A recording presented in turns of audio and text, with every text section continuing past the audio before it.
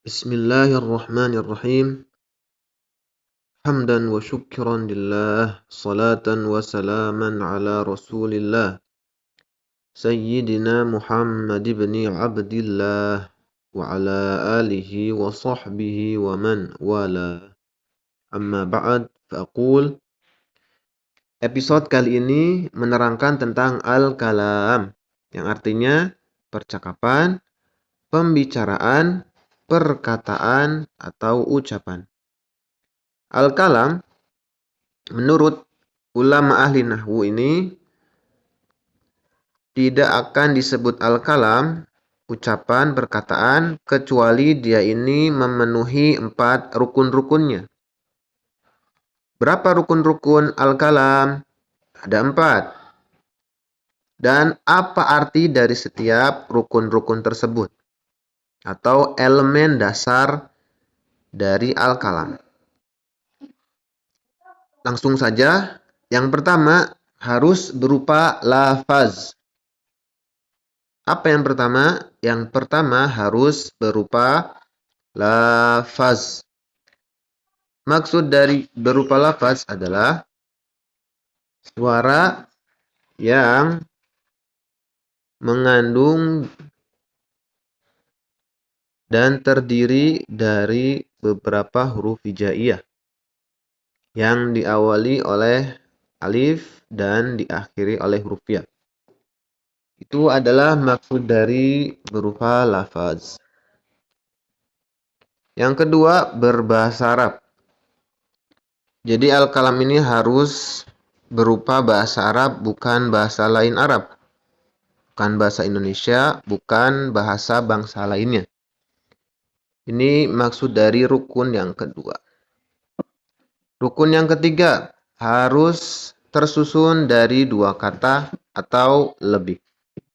Artinya, kalam ini tidak boleh tersusun dari 1 kata. Minimal dia itu tersusun dari 2 kata. Bisa berupa dari 2 isim, 2 kata benda, atau dari isim dan fiil, atau kata benda dan kata kerja. Itu maksud dari rukun yang ketiga.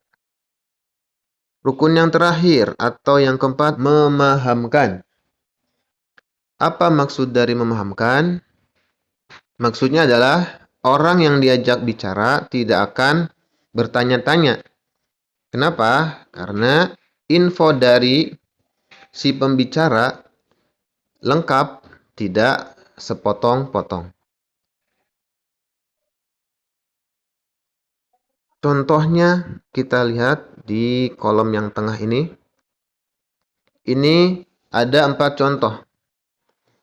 Semua contoh di sini memenuhi kriteria sebagai kalam. Contoh yang pertama, darosa Zaidun. Darosa Zaidun. Contoh yang pertama ini memenuhi 4 rukun kalam, 4 elemen dasar kalam. Darosa, suara terdiri dari beberapa huruf hijaiyah. Dal, ro, sin. Zai, ya, dal. Tersusun.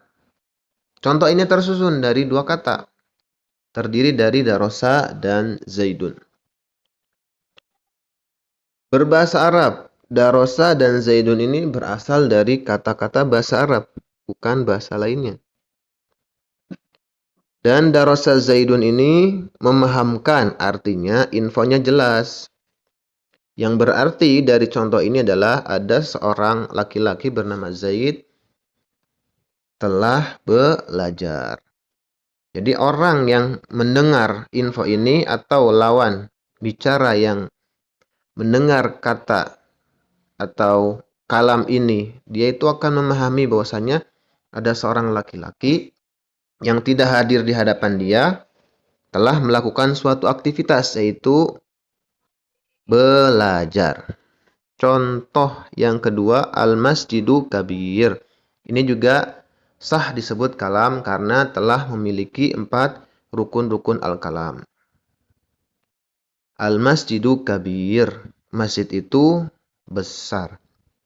Contoh yang ketiga, hadara Bakrun haflad dhiyafati. Contoh yang ketiga ini juga memenuhi kriteria sebagai kalam.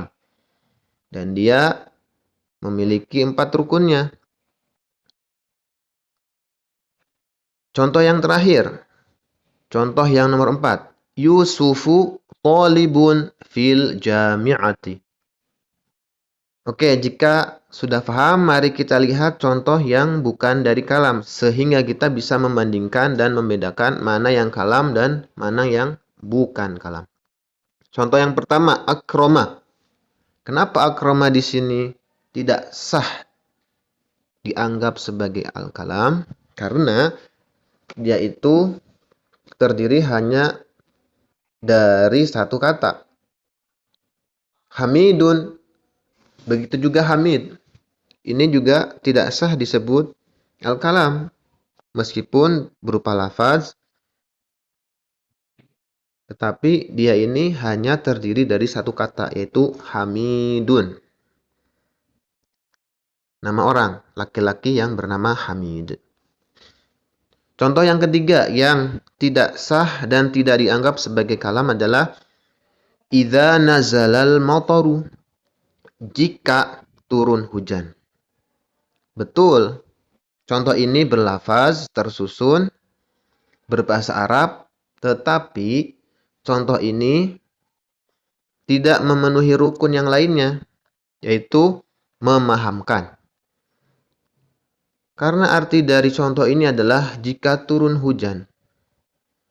Seorang yang diajak bicara atau lawan bicara jika mendengar kata-kata ini dia belum memahami seutuhnya info dari si pembicara. Kenapa? Karena dia akan bertanya-tanya, memang kenapa jika turun hujan? Jadi karena belum memahamkan dan infonya belum lengkap, maka tidak sah dianggap sebagai kalam. Contoh terakhir yang tidak dianggap dan tidak sah disebut kalam yaitu my name is Ahmad. Memang ini memahamkan tetapi tidak bersumber dari bahasa Arab. Terima kasih banyak telah menyimak. Assalamualaikum warahmatullahi wabarakatuh.